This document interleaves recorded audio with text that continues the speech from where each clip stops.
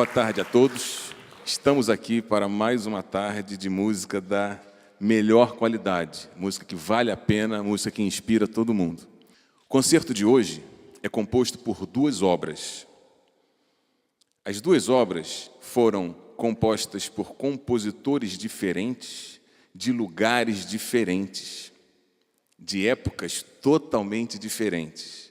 Mas as duas peças têm uma coisa em comum, chamada estilo concertato.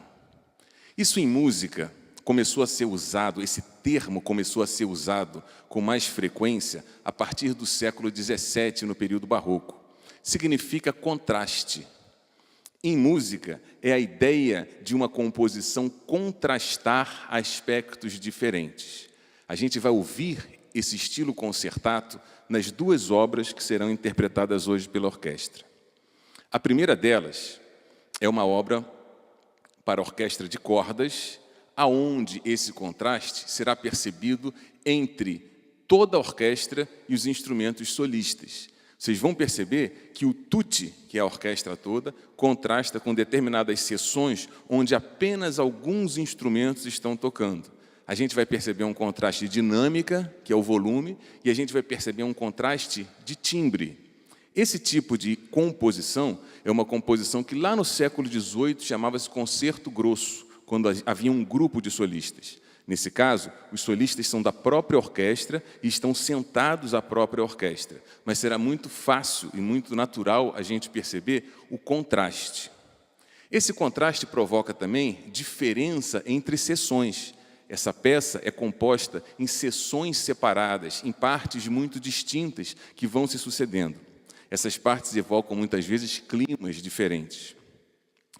Essa obra, a primeira obra do nosso programa, ganhou um prêmio, foi primeiro lugar no concurso internacional de composição da Bulgária no ano passado. É uma obra, então, contemporânea, mas a gente tem ainda um detalhe bacana hoje. O compositor dessa obra está aqui. Então, eu gostaria de convidar o Ângelo, compositor da próxima peça.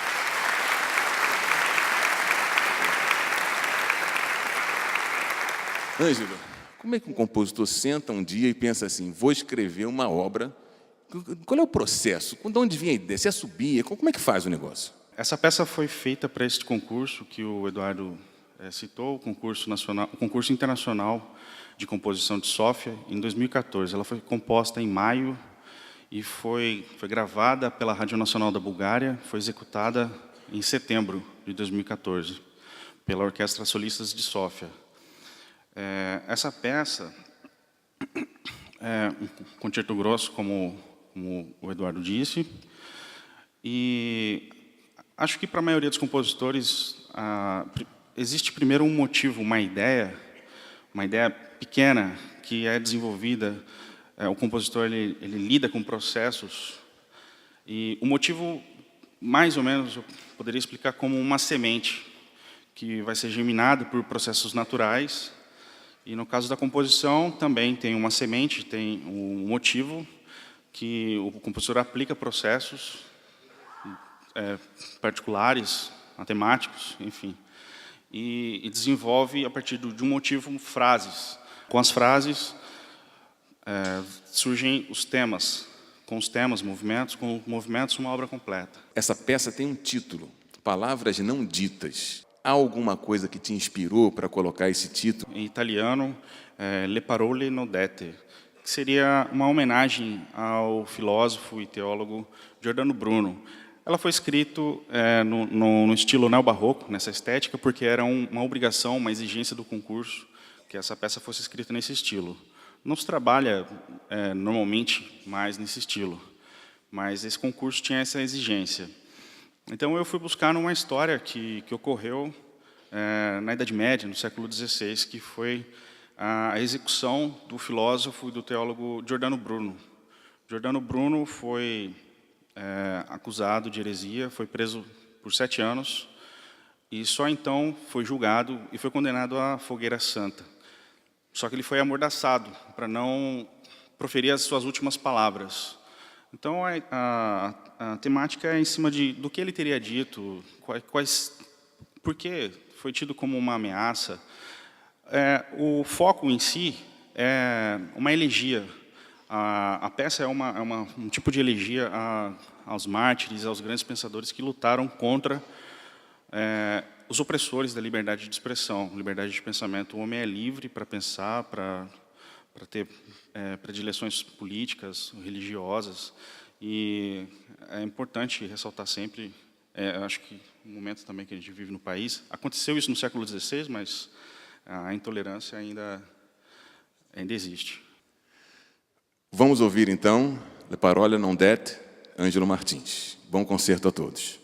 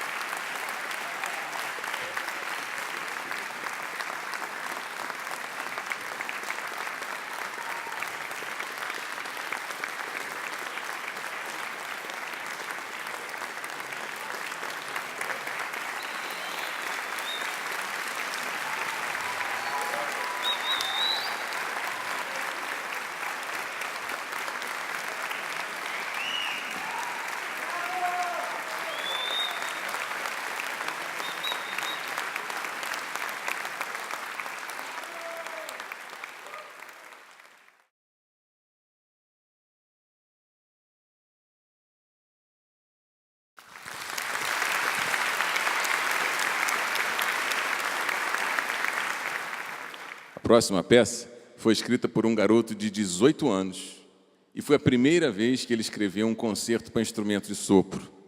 Só que esse garoto de 18 anos era Mozart. E desde então, nessa época, ele já tinha dado provas mais que suficientes da sua genialidade. E a genialidade de Mozart, a gente consegue perceber muito na linguagem e no uso do discurso.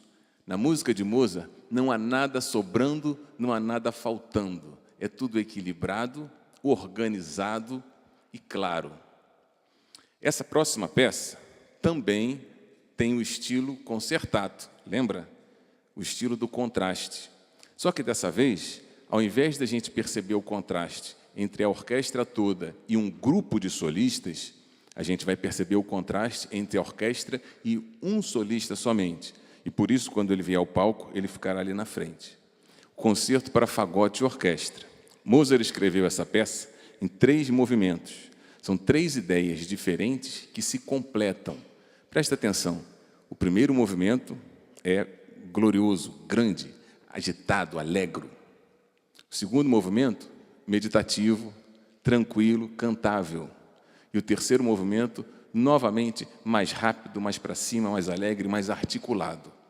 Entre esses movimentos, há um espaço de silêncio.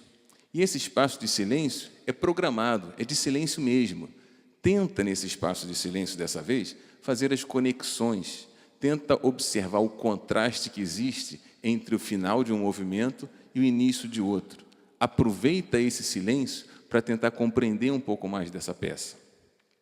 Uma curiosidade dos concertos no período clássico é que, ao final do primeiro movimento, perto do final, existe um trecho chamado cadência. É geralmente um trecho onde o solista fica sozinho. E ali ele pode improvisar, ele pode tocar um trecho da peça que outro compositor escreveu, ele pode mostrar características e possibilidades do instrumento. Para falar um pouquinho mais disso, eu queria convidar aqui o maestro, Roberto está aqui, para conversar um pouquinho com a gente. Bem-vindo.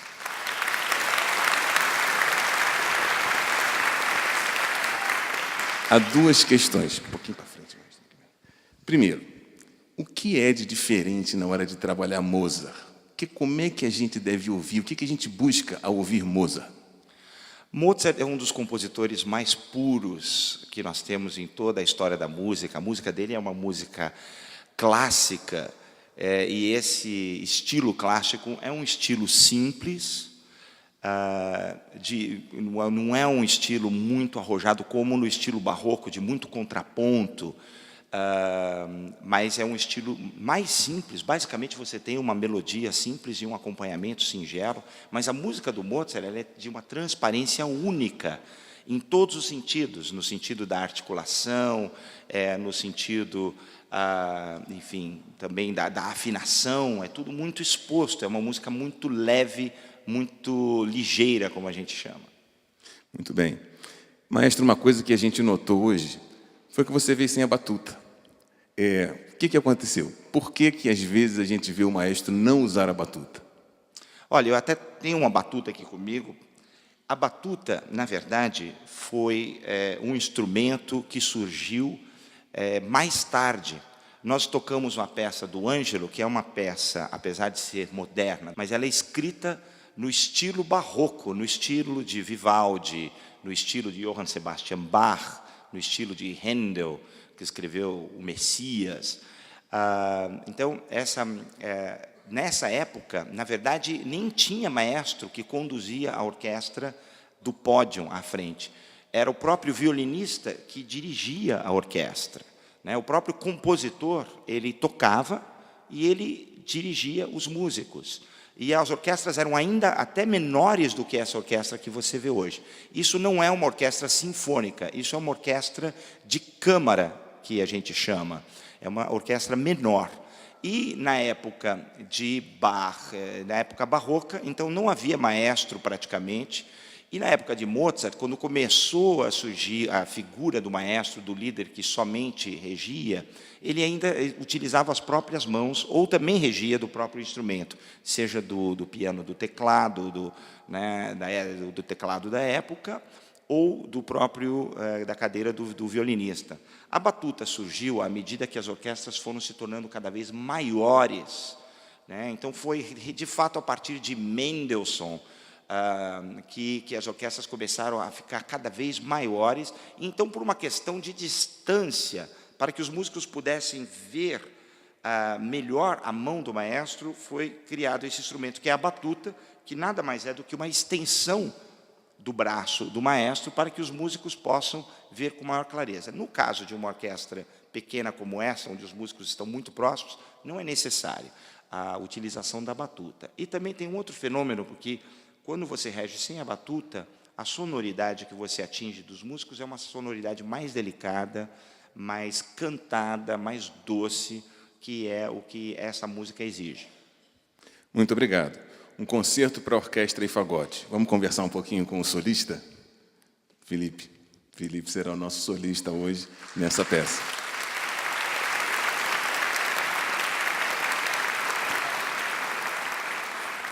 Felipe, o que te encantou no fagote? Por que você é um fagotista? Eu sou fagotista porque eu cheguei na Alemanha com 14 anos e comecei a ter aulas de piano. E um professor de piano acabou sendo professor de fagote, principalmente. E se vocês percebem, a parte de baixo, a bota do fagote, essa parte daqui, ela faz uma curvatura, assim. Então, o ar passa por aqui, continua por aqui embaixo, dá uma volta e começa a sair pelo primeiro orifício que tiver, por primeiro buraco, e sai por aqui também. O fato é que o professor de piano, ele pegou primeiro a bota do fagote, que tem 2 buracos, e ele enfiou uma bolinha de acero, virou e saiu pelo outro lado, e fiquei, uau, assim, mágica.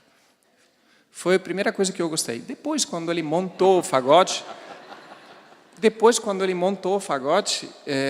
o som, foi para mim assim muito celestial, mesmo muito bonito. Eu acho celestial mesmo, sim. Muito bem. Vamos então ouvir o concerto de Mozart para fagote e orquestra em 3 movimentos.